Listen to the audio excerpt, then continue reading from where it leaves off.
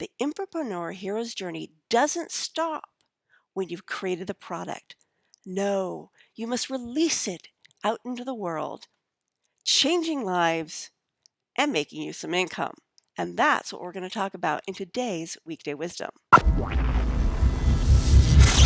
Hi, this is Carma Spence, the Own Your Awesome Mentor. And for those of you who have been very observant, you might have noticed I've been basically wearing the same thing in all of last week's video and today's. That's because I had to shoot all these bumpers, intros, outros on Monday because Wednesday through Monday I wasn't going to be able to do it at all because my husband and I brought our nephew out and we took him to Gallifrey, which is a big Doctor Who convention, and I just want to focus on spending time with my nephew because I don't get to see him that often. Anyway, if you weren't observant and didn't notice, oh well. So today is part 2 of my conversation about the Infopreneur Hero's journey. And this is the part where the rubber meets the road because this is where you get it out into the world and making you some income. In this video, I'm going to complete the story I started yesterday, which was about the Infopreneur's journey. Now remember this? My Quest for the Golden Fleece game? Well, I left you yesterday in the middle of that game. Yesterday we talked about how you discover what your awesome is, and then you start outlining a product that's based on that awesome, you vanquish some mind gremlins, and then eventually you have this completed product, right? Well, that's not the end of the journey. No, I mean, it doesn't do you any good if it just sits there and no one buys it. I mean, I suppose it's fulfilling, but, and again, also when Jason got the Golden Fleece, just having it in his hand wasn't the end game. The end game was to take that Golden Fleece home. So the next part of your infopreneur's journey, once you've created the product, is marketing it and selling it. And if you've decided that this is a side hustle or a business or is going to be your whole new career, you need to start doing some planning and managing of all that stuff. And I want to kind of do a little side story here too. Now, that game that I just showed you, the Quest for the Golden Fleece game, upside down again, the Quest for the Golden Fleece game, this was not my first board game.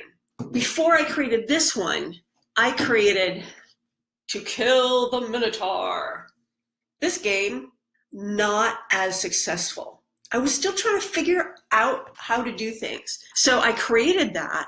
I started playing it and it was like, it's missing something. So I took the lessons I learned from creating that and created the other one. Well, sometimes that's what happens along this journey too. You've got your Golden Fleece and turns out it's really a pyrite fleece. Or maybe it's a spectacular Golden Fleece and it sells like hotcakes.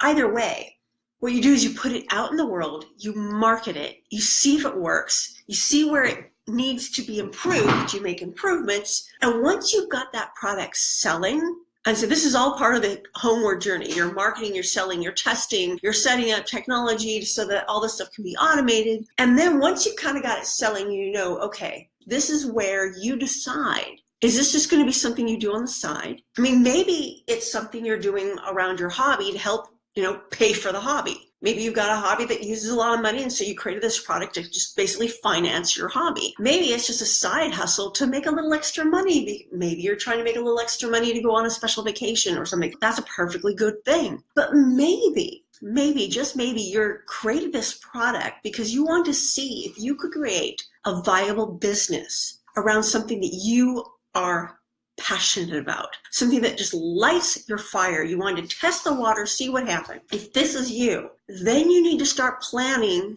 If you're in a day job, you need to start planning your employee to entrepreneur journey, your transition, your exit strategy. If you're already in business and this is a new direction, you just need to figure out your new direction. And there's all these management things you need to do and planning you need to do, because if you don't, you'll end up being like me. You see, back in 2000, 2001, you remember the dot-com crash? Well, I was working for an early, way ahead of its time website at the time. So ahead of its time that there are no websites like it anymore. It turned out to be just something that was not viable because it just didn't have the market. It was a great idea, but it didn't work in our environment. It was in healthcare. Anyway, beside the point. Anyway, I lost my job and I spent the next, 8 to 10 years looking for a job while trying to launch a business. And at the time I was so frustrated. I'm like, writers are the first thing to be fired, so I'm going to do gift basket business. And then I added in Mary Kay, and then I did Primerica. And then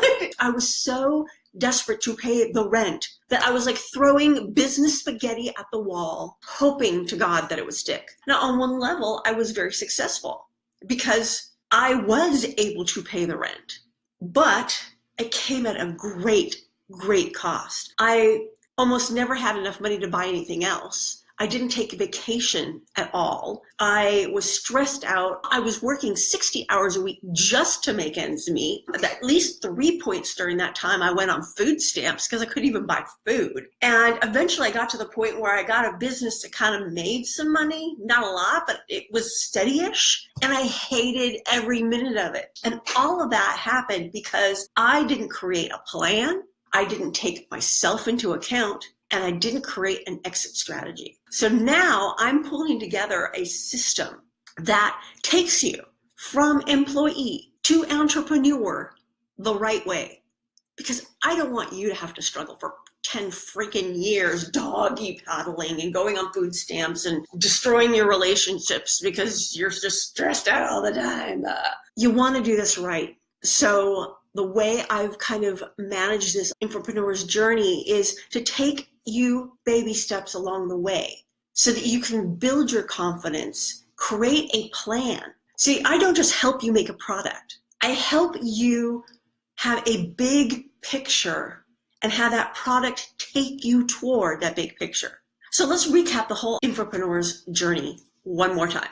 So step 1 is discovering your awesome. Your call to adventure. You've decided, I've got skills, I've got knowledge, I'm going to package it up into a product and sell it. Then you accept the quest.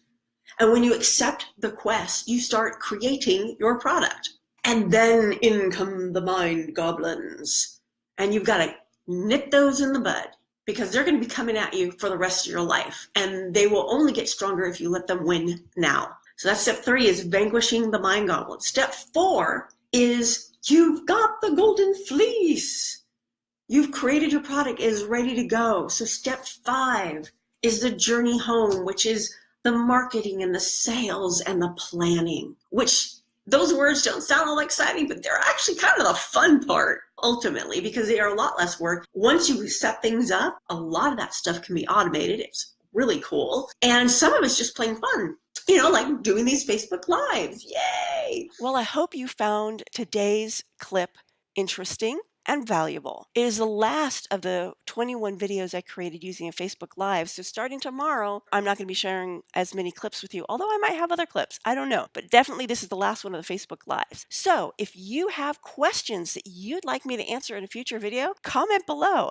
I might answer your question as early as tomorrow. And of course, if you like this video, like it on YouTube or Facebook or both. I really would like you to join the conversation. Talk to me. Comment below. Let me know what you're thinking, what you need help with. What can I help you with? Because the Weekday Wisdom is here to create value in your life.